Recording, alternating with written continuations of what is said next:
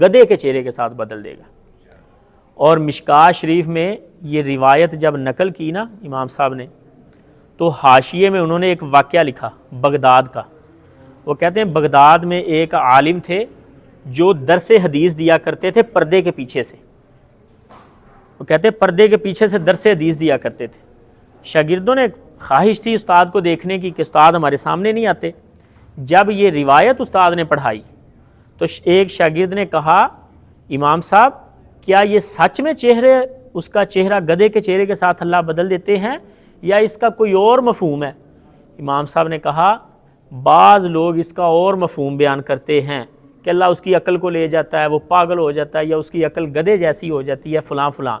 لیکن بیٹا جب میں نے یہ روایت پڑھی تھی میرے بھی دل میں یہی خیال آیا تھا، اور میں نے تجربہ کرنے کے لیے امام سے سبقت میں لے گیا تھا، تب سے اللہ نے میرے چہرے کو بالکل گدھے کے چہرے کے ساتھ بدل دیا، اس لیے میں تمہیں پردے کے پیچھے سے پڑھا رہا ہوں۔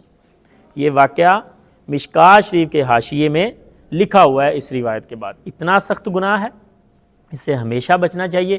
امام کی مطابقت، انما جعل الامام لیؤتم بہ، امام بنایا ہی اس لیے گیا ہے کہ آپ اس کے پیچھے چلیں۔ فَإِذَا كَبَّرَ فَكَبِّرُوا، جب وہ اللہ اکبر کہے تم بھی اللہ اکبر کہو۔ وَإِذَا رَكَعَ فَارْكَعُوا، جب وہ رکوع کرے تم بھی رکوع کرو۔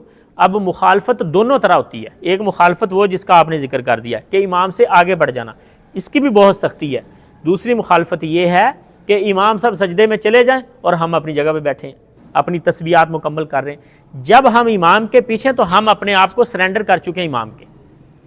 امام کی تسبیحات اگر ہم سے اپنی نہیں بھی پڑھی گئی تو امام والی ہمیں کفایت کر جائیں گی، اس کے ساتھ ساتھ چلیں، پیچھے چلیں اور ساتھ ساتھ چلیں، نہ زیادہ پیچھے رہنا ہے نہ اس سے آگے جانا ہے۔ واللہ اعلم۔